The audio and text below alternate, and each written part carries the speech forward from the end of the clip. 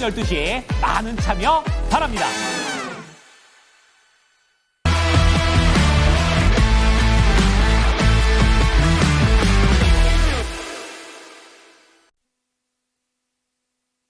네, 이슈 딥다이브 함께 하시죠. 헤르메스 스탁의 김시은 팀장 나와주셨고요. 퍼스트프라임 리서치 손여로 팀장도 함께 하겠습니다. 어서 오세요. 네, 안녕하세요. 안녕하십니까? 네, 오늘도 굵직한 시장 이슈들이 많아서요. 네, 그거를 주제로 해서 얘기 나눠보겠습니다. 첫 번째 같이 확인해 보시죠.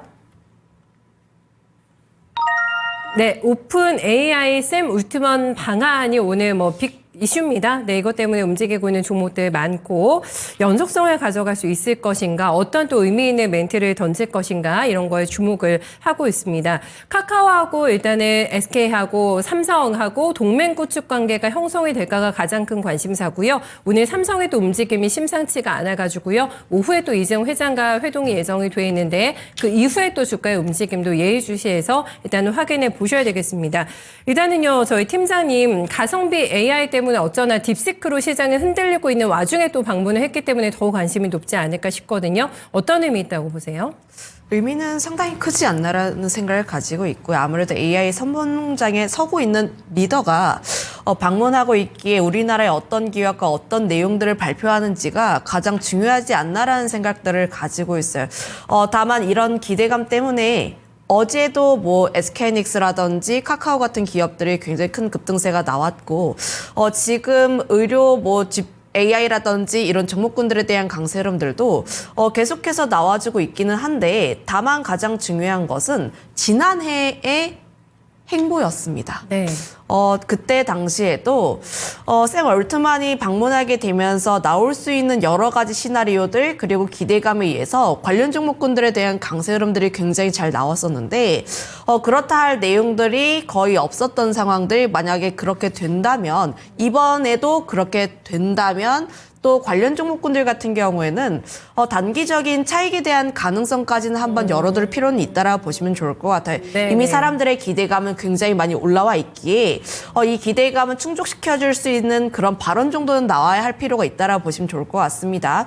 다만 많은 분들이 기대를 하시겠지만 현재 오픈 AI 같은 경우에는 굉장히 다양한 쪽에서의 뽐뿌질을 하고 있다라고 보시면 좋을 것 같아요. 반도체도 그렇고 소프트웨어도 그렇고 로봇도 그렇고 지금 오픈 AI가 하고 있는 사업군들이라 보시면 좋을 것 같은데, 아무래도 지금 오픈 AI 같은 경우에는 딥시크에서 어느 정도 힌트를 엿보았을 수도 있습니다. 지금 엔비디아에서의 독주가 계속이 되고 있는데, 만약에 저 비용으로 가능하다라는 게 사실이라면은 네. 사실은 지금 오픈 AI 같은 경우에 여기서 박차를 가할 수밖에 없는 흐름이라 보시면 좋을 것 같아요. 지금 그래서 브로드컴이라든지 TSMC와의 협력을 진행을 하고 있는데 거기에서 SK하이닉스라든지 삼성전자 쪽에 대한 투자를 어느 정도 받을 가능성은 높다. 그러면 하이닉스라든지 삼성전자 입장에서 보면은 또 다른 고객사가 생기는 것이니 네. 사실은 그렇게 나쁘진 않은 것이라고 보시면 좋을 것 같고요. 카카오 같은 경우에도 사실 그동안 굉장히 큰 우려가 많았습니다. 그렇죠. 사실 카카오에서 어떠한 내용이 나오는지에 따라 소프트웨어 쪽에서의 수급 흐름들이 달라질 수 있지 않을까라는 생각을 가지고 있는데 사실 카카오 같은 경우에는 우리나라의 데이터베이스를 굉장히 많이 갖고 있는 기업이에요. 그렇군요. 가장 큰 문제가 네. 카카오도 그렇고 네이버도 그렇고 국내에서 굉장히 잘하는 것도 알고 온 국민이 사용하는 것도 알고 있는데 국내에서 하는 것을 지금 문어발식으로 진행하다 보니까 정부가 제한을 하고 있던 상황들, 그러면 앞으로의 성장에 대한 캐파를 더 늘리기 위해선 해외를 조금 더 공략할 수밖에 없는데 거기에서 그렇다 할 내용들이 나오지는 않았던 상황이었다라고 보시면 좋을 것 같아요. 그런데 오픈 AI와 협업을 진행하게 된다면 지금 해외 쪽에 대한 기대감 역시도 함께 살아날 수 있지 않을까, 플러스로 국내 쪽에 대한, 사실 지금 저는 AI를 굉장히 활용 잘하고 있습니다. 예를 들어서 실제로요? GPT를 업무에 활용을 한다라든지 혹은 뭐 요즘 유튜브라든지 쇼츠 이런 내용들을 보면은 AI를 활용해서 콘텐츠를 제작하는 게 이전보다 굉장히 쉬워졌다라고 보시면 좋을 것 같아요. 예를 들어서 내 목소리로 AI를 또 활용해서 똑같이 내게 하는 방식이라든지 이런 방식이 사실은 기술에 대한 발전력이 굉장히 빨리 올라왔기에 지금 뭐 카카오라든지 네이버가 가지고 있는 국내에 대한 데이터베이스 혹은 정보들을 바탕으로 만약에 오픈 AI와 협업하게 되었을 때 나올 수 있는 가능성들 굉장히 크지 않을까라고 보시면 좋을 것 같고요. 그거에 따라서 카카오와의 만남에서 어떤 내용이 나오는지에 따라 소프트웨어 쪽에 대한 강세 흐름들이 추가로 더 나올 수 있을 것인지 혹은 단기적인 차익이 나고 다시 한번 또 움직일 수 있을 것인지까지 한번 감안을 해보면은 저는 지금 카카오에 대한 만남이 굉장히 궁금하다. 이렇게 정리 드려보도록 할게요. 그러니까 이거는 뭐 모가 될 수도 있고 도가 될 수도 있는 거는 맞습니다. 워낙에 기대감이 높잖아요, 지금. 그래서 우리가 기대했던 그 멘트가 나온다 하면 이제 추세로 가는 것이고 그렇지 않으면 바로 또 차익 매물 쪽으로 갈 수 있다라는 가능성 두 가지 열어두시는 거죠? 네, 지금 그렇다고 보시면 좋을 것 같은데 다만 단기적인 차익이 나오게 되었을 때 저는 그때도 관심 있게 봐야 하지 않을까라는 생각을 가지고 있어요. 그래요? 현재 지금 어제도 많은 분들이 고민을 많이 하셨겠지만 그때 고민 많이 하셨던 게 관세의 피해를 없는 섹터를 봐야 하는가 혹은 현재 주도 섹터, AI 쪽에 대한 주도 섹터에서 차익이 나왔던 종목군들에 조금 더 집중을 해야 하는가 이렇게 나뉘었습니다. 지금도 고민이세요? 지금도 그게? 고민이 굉장히 네. 많으시긴 한데 다만 저는 AI 쪽에 대한 관심이 더 유효하지 않을까라는 생각을 가지고 있고 사실 오픈 AI가 스타게이트라는 프로젝트 굉장히 큰 규모로 진행을 하고 있는데 과연 딥시크가 나왔다고 해서 과연 미국이 여기서 캐펙스 투자를 멈출까? 여기서 멈춘다라고 가정을 하면 중국은 더 많은 비용을 투자해서 AI 쪽에 대한 성능을 더 끌어올리고 그에 대한 기술 격차가 또 벌어질 가능성이 있기에 저는 캐펙스에 대한 투자 규모가 줄어들지는 않을 것 같다. 유지를 하거나 혹은 약간은 감소가 할 수 있어도 우리가 생각하는 것만큼은 아니다라고 보시면 좋을 것 같고요. 그리고 뭐 MS라든지 이런 내용들을 보게 되었을 때 이제 슬슬 수익화에 대한 구간이라고 보시면 좋을 것 같아요. 수익화에 대한 구간대가 가장 중요한 게 무엇이냐면 지금 AI는 개발 단계이고 저 같은 사람도 이제 슬슬 실생활에서 AI를 접목하는데 내가 만약에 GPT라는 쪽에 대해서 익숙해 있다라고 하면 구독 경제가 진행이 돼서 락인 효과가 될 가능성이 높습니다. 그러면 여기서 선두에 누가 있는지가 가장 중요한 산업군이다 보니까 여기서 지금 초기 단계에 과연 캐펙스에 대한 투자 규모를 줄일 수 있을 것인가? 그렇지 않다라고 생각을 하게 되면 이에 대한 랠리는 더 이어질 가능성이 높다라고 보시면 좋을 것 같아서 저는 AI 쪽에 대한 관심도가 여전히 더 유효하지 않을까라는 말씀도 드려보도록 할게요. 알겠습니다. 오해하지 마셔야 되는 게 만약에 단기 차익이 형성이 되더라도 안 좋게 보는 게 아니라 오히려 찬스로 보자라고 얘기하게 되면서 굉장히 강하게 AI는 글로벌 메가 트렌드다. 요거는 반드시 편승해야 된다라는 의견을 주고 계십니다. 팀장님, 손효론 팀장님의 의견 어떠세요?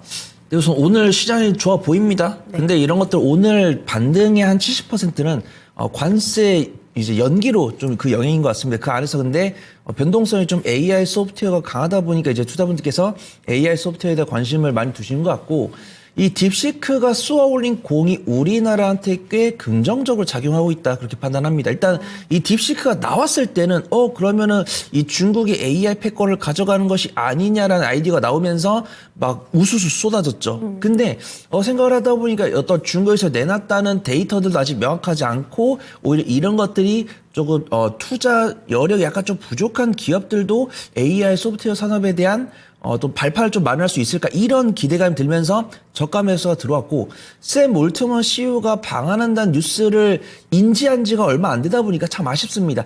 어떤 샘 올트먼 CEO가 방한한다는 뉴스를 우리가 한 2주 전쯤 좀 넉넉하게 알았다고 했을 때는 포트폴리오 안정적으로 구축을 해가지고 지금쯤 이제 분할 매도 하면서 좀 수익을 누리고 있었을 텐데 안타깝게도 저도 방한한다는 뉴스를 이틀 전인가 그때 좀 구체적으로 알게 되면서 그 다음에 방한한다는 뉴스만 나왔고 오늘 누구 만난다는 거는 이제 어젯밤이 되어서 좀 구체적으로 알았었고 뭐 SK하이닉스랑 삼성전자는 만난다는 뉴스는 알았었는데 거기에 크래프톤이랑 카카오를 만난다는 뉴스도 이제 투자분께서 인지한 지가 몇 시간 안 돼가지고 지금 수급 동향 봤을 때는 외국인과 기관의 순 매수가 들어오고 있고 삼성전자 이재용 회장 입장에서도 20마저도 무죄가 나오면서 AI에 대한 협업 기대감이 있을 수 있습니다. 근데 이거는 이제 내가 매매를 잘하시는 분들께는 말씀드릴 수 있는 거예요. 근데 변동성이 크기 때문에 밸류에이션을 해봐야 되거든요. 그래서 제가 가장 좋아하는 단어가 이길 수 없다면 동료가 되어라라는 거예요. 그래서 참 우리나라 국민으로서 우리나라 뭐 삼성 SDS나 네이버, 카카오 이런 기업들이 뭐 오픈 AI나 뭐 웨이모나 뭐 아니면 중국 기업들을 이제 때로 눕혀가지고 우리가 글로벌 1위 기업이 됐으면 좋겠는데 쉽지 않다라고 봅니다. 뭐 자금력이라든가 뭐 인프라라든가 이런 게 부족한데 다행히도 그러면 네이버랑 카카오가 이 오픈 AI한테 밀리지 않고 기술을 개발하면서 천천히 앞으로 나아갔으면 좋겠다 이런 소망이 있었어요. 근데 이 샘 올트먼이 한국에 방한을 하면서 카카오랑 뭐 SK하이닉스 뭐 삼성전자, 뭐 크래프톤과 협업한다는 뉴스가 나오면서 우리나라 기업들이 이 샘 올트먼 CEO와의 협업을 통해서 제1의 글로벌 IT 기업에 좀 협업을 하기 때문에 우리는 그 낙수 효과를 얻을 수 있을 것 같다. 그렇게 좀 보고 있습니다. 그래서 오늘 뭐 하드웨어 기업들, SK하이닉스 필두나 반도체 기업들은 약간 저가 매수죠. 관세 부과의 과대 낙폭에 한 3분의 2 정도 회복을 하는 모습입니다. 그래서 매매를 좀 잘 못하시는 분들, 단기적인 변동성을 선호하시는 분들은 반도체 기업들이 상대적으로 안전하다라고 평가를 하고 있어요. 근데 확실하게 AI 소프트웨어 기업들이 변동성이 강하고 추세도 좋습니다. 그다음에 대장급 종목이라고 볼 수 있는 부분들은 단기적인 박스권 돌파해서 추가 상승이 나오고 있어요. 단기적인 박스권 돌파해서 추가 상승이 나오고 있는데 이 수급동의 외국인과 기관의 수급이기 때문에 공략이 가능하다라고 판단합니다. 그래서 저는 매매를 좀 잘하신 분들, 단기적인 변동성을 선호하신 분들은 오늘 AI 소프트웨어 중에서도 변동성이 5에서 10% 이상 나온 종목들 충분히 좀 공략이 가능하다라고 판단하고 있고요. 네. 단기적인 변동성을 선호하지 않는데 AI 소프트웨어를 공략을 해보고 싶다라고 하신다고 하면 국내 대기업들과 연관성이 있는 기업들 네. 혹은 시가총액이 2천억 원이 넘는 기업들 혹은 연간 실적이 그래도 흑자는 나오고 있는 종목들 위주로 보시는 게 안전해 보인다. 그렇게 좀 말씀을 드리도록 하겠습니다. 그렇군요. 변동성을 내가 활용할 수 있는 매매를 할 수 있느냐에 없느냐에 따라서 내 종목의 선택은 좀 달라질 것 같다라고 얘기를 해주셨습니다. 오픈 AI가 지금 엔비디아가 너무 비용이 비싸기 때문에 자체 반도체 개발을 추진하고 있는 구간에서 글쎄요, 삼성전자와 SK하이닉스의 어떤 큰손 고객으로 부상할 수 있을지 관심사고요. 크래프톤과 카카오도 같이 껴있기 때문에 오늘 굉장히 넓은 범위로 해서 종목들 찾고 계실 것 같습니다. 두 분의 선택 확인해 볼게요. 화면으로 같이 보시죠. 네, 김시은 팀장의 종목은 엠노를 가지고 오셨고요. 네, 손여루 팀장을 두 가지 경로로 얘기해 주셨는데 폴라리스 오피스 네, 가지고 왔습니다. 엠노 먼저 들어볼게요. 사실 지금 소프트웨어 기업들을 보게 되었을 때 수남에 대한 흐름들이 굉장히 가파르게 나오고 있다라고 보시면 좋을 것 같아요. 가장 먼저 움직였던 게 더존비전 같은 기업들이 먼저 움직였고 그다음에 뭐 카카오 같은 기업들 그리고 지금 수발주자들의 강세 흐름들이 계속 나와주고 있는데 사실 엠로라는 기업이 지난 3분기에 실적 굉장히 잘 나오면서부터 11월에 주목을 굉장히 많이 받았던 기업들입니다. 그때 당시에 사실은 소프트웨어 기업들 중에서 실적 나오는 기업 뭐가 있어? 그러니까 한글과 컴퓨터라든지 더존비전, 엠로 같은 기업들이 그때 당시에 주목을 굉장히 많이 받았고 그때 당시에 또 대장주로서의 역할을 굉장히 많이 했던 기업군 중 하나라고 보시면 좋을 것 같은데 엠로가 사실 약 2달간의 박스권 라인대를 돌파하고 지금 올라가고 있는 첫 번째 라인대라고 보시면 좋을 것 같아서 현재 구간대 같은 경우는 돌파 매매에 대한 관점이라 보시면 좋을 것 같고요. 이 기업이 국내 1위 공급망 관리 소프트웨어 기업이라 보시면 좋을 것 같은데 지금 솔루션에 대한 부분들이 사실은 AI가 접목이 되면서부터 수요가 함께 올라와주고 있는 기업이라고 보시면 좋을 것 같아요. 그거에 따라서 3분기에 대한 실적도 굉장히 잘 나왔고 지금 6년 연속 최대 매출에 대한 달성 흐름들이 나와주고 있는데 가장 중요한 것은 앞으로 매출에 대한 성과라든지 기술력에 대한 부분들이라고 보시면 좋을 것 같습니다. 이 기업이 23년에 삼성 SDS 자회사로 편입이 되면서부터 어느 정도의 기술 검증력이 좀 되지 않았나라는 생각을 가지고 있어요. 결국 여기서 가장 중요하고 해외에서 판로를 개척하기 위해서 가장 중요한 게 레퍼런스인데 여기서 자회사에 편입이 되었고 기술력이 어느 정도 입증이 되었기에 앞으로 해외 쪽에 대한 매출 기대감 역시도 한번 가져볼 수 있지 않을까라는 포인트로 접근해 보시면 좋을 것 같습니다. 네, 돌파 매매를 얘기해 주셨습니다. 그리고 신고가에서 별로 안 눌려 있는 상황이란 말이죠. 어느 정도까지나 잡아주실지가 궁금해요, 목표가? 사실은 85,000원 라인대까지 한번 보시는 게 맞지 않을까라는 생각을 가지고 있고요. 최근 움직임이 나왔을 때 기관이라든지 투시 연기금 쪽에서의 매수가 굉장히 강력하게 나와줬기 때문에 여기서의 큰 차익 매물만 나오지 않는다라고 하면 저는 조금 더 꾸준히 들고 가보셔도 좋지 않을까라는 의견 드리겠습니다. 알겠습니다. 또 한 번의 신고가가 기대가 될 것 같습니다. 폴라리스 오피스는 어떤 점 보세요, 팀장님? 그래서 저는 제가 앞에서 말씀드린 포인트 다 이 녹여 있다라고 판단되고 있고요. 매매를 잘하신 분들은 뭐 적자가 나오는 시총이 1,000억 원이 안 되든 상관이 없죠. 하지만 저는 앞에서 말씀드렸다시피 제가 적어도 어떤 종목을 시청자분들께 권해드리기 위해서는 성장성뿐만이 안정성도 좀 갖춰야 된다라고 판단합니다. 그래서 저 같은 경우 지금 AI 소프트웨어 기업들을 보니까 CS2025가 개최된다는 이야기 나왔던 11월 중순부터 우상향 기조를 보여주고 있는데 일간 변동성이 큰 종목들은 뭐 지지 구간이고 저항 구간이고 이동 평균선이고 상관없이 정말 양자모처럼 강하게 빠르게 이탈했다가 회복하는 그런 모습들입니다. 근데 그런 종목들은 단기적인 변동성을 선호하지 않으신 분들께는 좀 심적 충격이 될 수 있으니까 상대적으로 기술적 위치가 안전한 종목을 좀 소개를 드리려고 해요. 그래서 AI 소프트웨어가 다시 한 번 더 딥시크가 부각이 되면서 우리가 관심을 가졌던 게 이제 저번 주 금요일이고 뭐 삼성 SDS나 뭐 한글과 컴퓨터, 엠로 이런 좀 대장급 종목들을 제외했을 때는 저는 폴라리스 오피스가 가장 좀 안전하다라고 판단됩니다. 뭐 솔트룩스나 뭐 플리토나 뭐 마음 AI 이런 종목들도 연간 실적은 아직 적자이지만 3분기부터 흑자전을 성공했기 때문에 이 종목들을 좀 볼 수 있다라고 말씀드릴게요. 폴라리스 오피스 같은 경우는 폴라리스 오피스 그 이름 자체의 소프트웨어를 만들고 있습니다. 그 다음에 공공기관들의 배포가 되고 있어요. 그래서 공공기관들을 보면 보통은 이제 한글을 쓰고 기업들 같은 경우는 MS를 쓰고 있는데 이 폴라리스 오피스 같은 경우 양대 이제 기관에 모두 사용이 되고 있습니다. 범용성이 가장 장점이에요.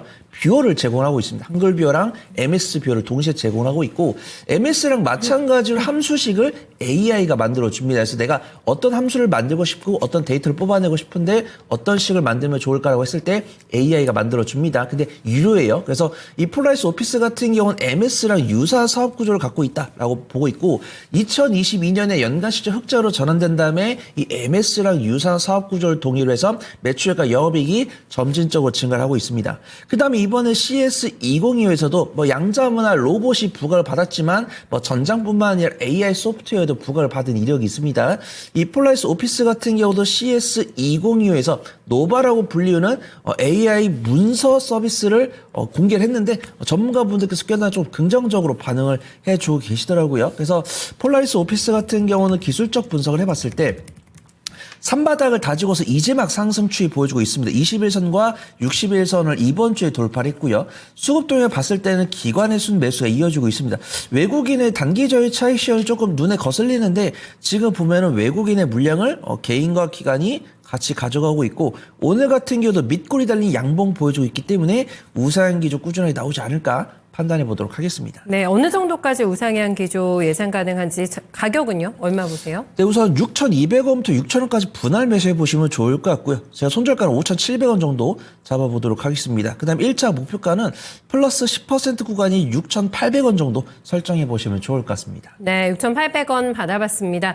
변동이 큰 시장이잖아요. 네, 기술적으로 좀 안정적인 종목에서 가지고 왔다라고 얘기해 주셨기 때문에 요즘 같은 시장에 메리트 있을 것 같거든요. 폴라리스 오피스도 잘 한번 지켜보시죠. 저희 두 번째 이슈로 바로 넘어가겠습니다. 네, 두 번째는 방산 쪽으로 좀 눈을 돌려볼까요? 네, 방사청에서 폴란드와 방산 협력 정상 추진됐다라고 밝혔습니다.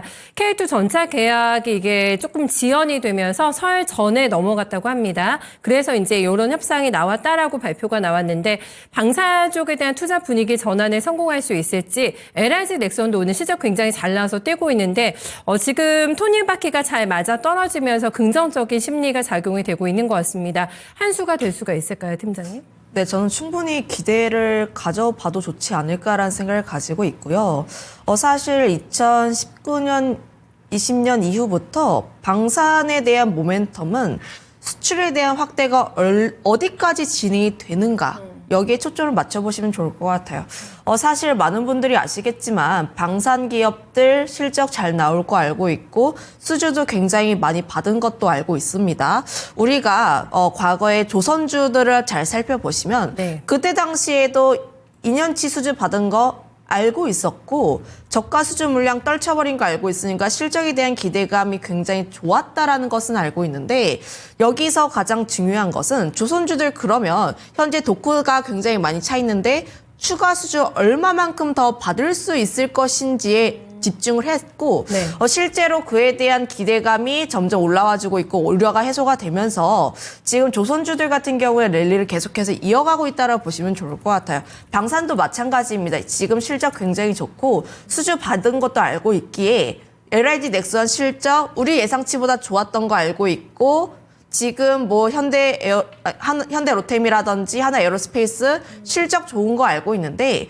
그러면 지금 앞으로 얼마만큼의 수주를 더 받을 수 있을 것인가. 그런데 여기서 만약에 폴란드 2차 계약이 진행이 된다라고 하면 그에 대한 우려 좀 해소가 될 수 있지 않을까라고 보시면 좋을 것 같고요. 네. 그리고 우리가 폴란드에만 조금 더 집중을 하고 있는데 현재 우리나라 방산 같은 경우에는 수출에 대한 지역이 굉장히 다변화가 되고 있습니다. 뭐 베트남이라든지 동남아라든지 지금 사실 뭐 베트남과 중국 같은 경우에는 무역 분쟁이 아니라 영토 분쟁에 대한 내용들 이런 내용들이 계속해서 나와주게 되면서 결국은 방산을 해야 하는데 돈이 조금 그들의 나라로서는 선진국 대비했을 때 조금은 부족한 상황들. 네. 그럼 결국 가성비와 납기를 따질 수밖에 없는 게 우리나라라고 보시면 좋을 것 같은데 사실 우리나라 방산을 보면은 세계 4위 도약하겠다 이렇게 얘기하는데 사실 4위에서 7위까지 고만고만합니다. 점유율 자체가 고만고만하기 그래요? 때문에 지금 여기서 동남아 쪽을 공략하게 된다면 저는 여전히 충분히 기회는 많이 남아있지 않을까라는 생각을 가지고 있어서 제가 보는 관점에서 방산주들의 펀더멘털은 크게 훼손이 되지 않았고 지금은 모멘텀을 기다리는 구간대라고 보시면 좋을 것 같습니다. 네, 중요한 구간인데요. 여기에서 방산주 어떤 거를 꺼내주실지가 궁금합니다. 사실 방산의 정책 리스크가 끼어들게 되면서 한번 좀 찬물을 끼얹었다고 볼 수가 있겠는데 지금 이재명 대표가 K방산 적극 지원하겠다라는 멘트도 같이 꺼냈거든요. 그래서 좀 힘을 보태주나 싶은데 사실 생각보다 굉장히 드라마틱하게 방산주가 올라가지는 않고 있는 상황입니다. 물론 내 실적잘로 LIG 넥스원을 조금 제외하고 좀 볼 수가 있을 것 같은 흐름인데 방산에 대한 손여루 팀장님의 시각 한번 들어볼게요. 네, 제가 우려했던 두 가지 리스크 중에 한 가지는 일단락된 것으로 판단됩니다. 제가 방위산업 관리했을 때는 조선이랑 뭐 전력설비도 마찬가지지만 전력설비 같은 경우는 증설 캐파가 되고 있죠. 근데 조선이랑 방위산업 같은 경우는 증설 캐파를 하기가 쉽지가 않습니다. 왜냐하면 어떤 주문이 들어왔을 때 주문이 막 분기 단위, 반기 단위로 자주 오는 것도 아니고 우리가 사이클이라는 단어를 쓰잖아요. 한번 우리가 이 물품을 갖다 주면은 그 물품을 수십 년을 쓰기 때문에 한번 수주받아서 갖다 줬을 때는 정말 몇 년 동안 놀고 있을 수도 있습니다. 그래서 이 방산이랑 조선 같은 경우는 캐파 증설을 하기가 쉽지가 않고 캐파 증설이 되지 않으면 수주 잔고는 늘지만 우리가 매 분기마다 반기마다 연간마다 확인할 수 있는 수치는 실적은 동일합니다. 그러면은 주가가 가만히 있고 실적이 올라가야 퍼가 떨어지는데 캐파 증설 안 하면 실적은 균일한데 주가가 올라가면 퍼가 올라가는 거예요. 그러면서 이제 예전에 뭐 방산 기업들이 원래는 퍼가 10이 안 됐었는데 이런 실적에 대한 기대감으로 12가 선행퍼가 30이 넘어가다 보니까 약간 고평가 단어도 몇 번 나왔었고요. 그다음에 트럼프 대통령이 당선이 되면서 추가적인 수주가 나오겠지만 만약에 이렇게 수주를 다 해놨는데 갑자기 러시아랑 우크라이나랑 뭐 화해해버리고 그다음에 이스라엘과 하마스도 화해해버리면 방산 수주가 덜 나올 수도 있다. 이런 아이디어가 있습니다. 근데 그런 아이디어는 아직 현실화되고 있지 않아요. 그다음 두 번째는 약간 정계 리스크죠. 그다음에 여당과 야당 열심히 싸우면서 어떤 이런 뭐 산업은행 지원이라든가 이런 게 조금 병목 현상이 나왔을 때는 우리가 유럽이나 동남아시아에 수출하던 물량에 약간 좀 불협화음이 있을 수 있다. 이런 리스크가 있었는데 그 리스크가 오늘 사라진 거죠. 그래서 1월 말쯤에 폴란드에 방문을 하셔가지고 평화적으로 이야기한 내용을 엠바고로 국내에 들고 나온 다음에 이게 확실해졌으니까 이제 언론에다가 이야기를 하면서 이런 불협화음이 없다라고 이야기를 한 것 같습니다. 그래서 지금도 보면 방위산업 관련 종목들을 보면은 저는 기술적 분석합니다. 기본적 뿐만 아니라 기술적 분석을 해요. 그래서 지금 채팅을 봤을 때 옛날에 11월 초까지는 정말 방위 산업에 대해서 너무나도 긍정적으로 말씀하신 시청자분들 많이 계셨는데 오늘도 이제 방위 산업 이야기를 할 거니까 채팅창 이야기를 했는데 이제 방위 산업에 대한 맹신론자들이 많이 사라진 것 같습니다. 그래서 뭐 현대로테, 뭐 하나 에어로스페이스, 뭐 수주 뭐 얼마다 갈 거다, 방사능 가야 된다 이런 말씀을 하시는 분들이 많이 사라졌어요. 그래서 지금 현대로테인가 뭐 LIG 넥슨이나 하나 에어로스페이스 보면은 하나 에어로스페이스 같은 경우 굉장히 추이가 굉장히 견조하지만 현대로템이랑 LIG 넥슨 같은 경우는 60일선을 시원하게 이탈한 이력이 있습니다. 이때가 트럼프 대통령이 자기가 이제 당선 가능성 나오면서 내가 당선이 됐을 때는 이 전쟁부터 종식을 시키겠다. 이런 이야기가 나오면 아주 시원하게 이동평균선을 이탈한 모습이에요. 그래서 저는 방위산업에 대해서는 일단은 뭐 중장기적인 관점으로 접근은 하시되 분할 매수랑 분할 매도를 하셔야 된다. 왜냐하면 기술적 이탈한 이력이 있기 때문에 이 방위산업을 바라보시는 투자분들의 투심이 변화된 이력이 있다라는 거예요. 그 다음에 10여 선행포가 22, 30이 넘어갔었는데 이 방위산업 관련 종목들이 조정을 충분하게 겪다 보니까 10여 선행포가 10에서 15 사이로 내려온 상황입니다. 그래서 저는 우선 방위산업 관련 종목들에 대해서 긍정적으로 말씀을 드리겠지만 분할 매수, 분할 매도 잘 하시고 이 증설이 어려운 업황이기 때문에 우리들한테 수주를 주는 기업들의 추가 수주가 나오냐 안 나오냐에 따라서 목표 수익률을 설정을 해보시면 좋을 것 같습니다. 굉장히 중요한 포인트를 많이 남겨주셨습니다. 듣다 보니까 조선하고 방산의 사이클도 좀 비슷하게 가고요. 뭐 트럼프의 우산이라고 해야 될까 또 보호를 받고 있는 섹터이기 때문에 공통점을 좀 많이 찾아낼 수가 있었던 것 같은데 여기서 전략은 굉장히 중요할 것 같거든요. 네, 자세하게 들어볼게요. 일단 종목 선택 확인해 보시죠. 먼저 김시은 팀장의 종목입니다. 네, 한화 시스템을 가지고 오셨고요. 그리고 저희 손현우 팀장님께서는 오늘 핫한 LIG 넥슨을 선택을 해주셨습니다. 한화 시스템도 잘 나갔던 종목인데 조금 조정이 나왔어요, 지금 팀장님. 네. 뭐 저도 이제 손 팀장님이 말씀하신 게 공감 가는 게 제가 방산 섹터에 대해서 긍정적으로 보고 있으나 많은 투자자분들께서 방산 섹터에 대한 맹목적인 믿음이 좀 많이 희석이 되었다라고 생각을 하는 게 지금 결국 방산 같은 경우에 모멘텀이 가장 중요하고 모멘텀을 기다리는 그 시간 자체가 굉장히 길다라고 보시면 좋을 것 같아요. 그래서 중장기로 접근해야 하는 종목군이 맞기는 한데 다만 이런 부분들을 해소시켜줄 수가 있는 게 방산 섹터이기는 하나 다른 섹터에도 같이 곁들여 있다면 다른 섹터에 대한 모멘텀까지도 함께 받을 수 있지 않을까라는 생각을 가지고 있고요. 한화 시스템이 방산도 포함이 되고 있기는 한데 최근에는 우주항공 관련했을 때 움직임이 굉장히 잘 나왔던 기업들 그리고 필리조선소가 또 이제 지분을 인수하게 되면서 조선으로도 함께 엮이고 있는 만큼 저는 지금 내가 방산이라는 섹터에 대해서 조금 회의적이다라고 하시면은 저는 이 기업 역시도 함께 관심 있게 바라볼 필요가 있지 않을까라는 생각을 가지고 있어요. 물론 방산에 대한 부분을 보게 되었을 때 현재 LIG 넥슨과의 약간의 불합화음은 있습니다. 지금 천궁2 쪽에 대한 좀 내용들이 나와주고 있기는 한데 다만 이에 대한 내용들은 뭐 정부라든지 기업 측면에서 어느 정도 시간이 지나면 그래도 해소가 되지 않을까라는 생각을 가지고 있고요. 우주항공을 보게 되었을 때도 사실 저는 이제 트럼프의 해라면 우주항공과 이제 자율주행 혹은 로봇 같은 경우는 계속해서 관심 있게 봐야 하는 섹터 중 하나이지 않나라는 생각을 가지고 있어서 결국 이에 대한 섹터에 대한 관심도 역시 체크를 해볼 필요가 있다라는 점들. 그리고 조선 굉장히 강합니다. 맞아. 어제도 굉장히 강했고 사실 조선 섹터에서 강했던 그룹 중 하나가 한화그룹이라는 점을 감안을 하면 여전히 관심 있게 볼 필요가 있지 않을까. 눌림이 나왔을 때 관심 있게 봐야 하는 종목군 하나다. 정리 드려보도록 할게요. 가격도 바로 주세요.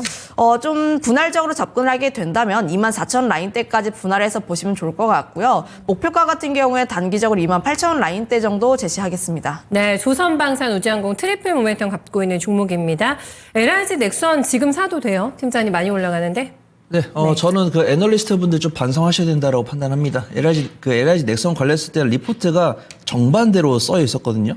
LIG 넥슨 같은 경우는 이제 정밀 첨단 뭐 타격기기나 뭐 미사일 등을 만들고 있는데 4분기 실적이 분명히 저조할 거다. 예상 대비 저조할 거다라고 리포트가 써져 있었는데 완전히 틀린 모습입니다. 그래서 실적 변동 공시까지 나왔죠. 거래소 공시에 보면은 실적이 30% 이상 변동했을 때는 공시를 해야 됩니다. 그래서 LIG 넥슨이 어떤 기대치, 컨센서스 대비해서 실적 상회하는 실적을 발표하면서 오늘 단기적인 외국인과 기관의 강한 순매수가 들어왔다라고 판단되고 있고요. 어떤 기본적 분석이랑 수주 잔고를 봤을 때는 당연히 현대 로템이 탑픽입니다. 그다음에 기술적 분석을 했을 때 하나 에어로스페이스가 탑픽이죠. 근데 안정성에다 성장성을 보유한 종목이 일간 변동성이 크다라고 한다면 그 종목을 좀 봐야 된다라고 판단합니다. 그래서 저는 그 종목이 좀 LIG 넥슨이 아닐까 그렇게 판단되고 있고요. 리포트가 또 나왔더라고요. 아주 태세 전환이 빠릅니다.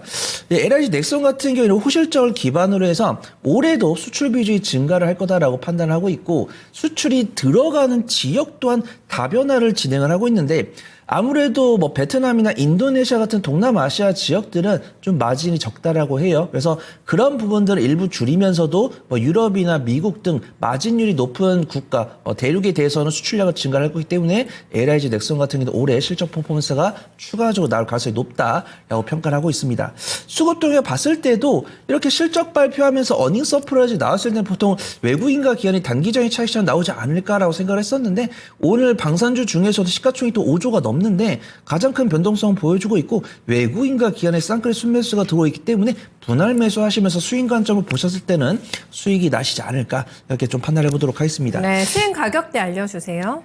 네, 지금 현재가부터 한 23만 8천 원까지 좀 분할 매수해 보시면 좋을 것 같고요. 제 손절가는 22만 원 잡고 1차 목표가는 한 27만 5천 원 정도 설정해 보시면 좋을 것 같습니다. 네, 신고가 돌파 때 주시네요. 네, 기대하겠습니다. 고맙습니다.